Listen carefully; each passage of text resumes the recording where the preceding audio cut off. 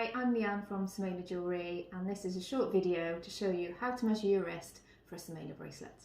All you need is a tape measure or a piece of string or a ruler.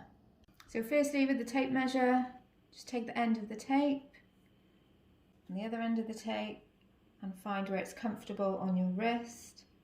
You can see mine is at 15 centimetres.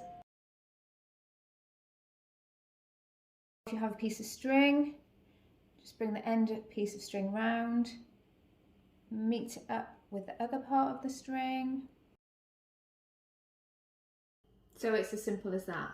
And then once I have your size, I then use my bracelet mandrel to ensure that we get a good fit. So you can see this is at 15 centimetres on the mandrel. And then put this on my wrist.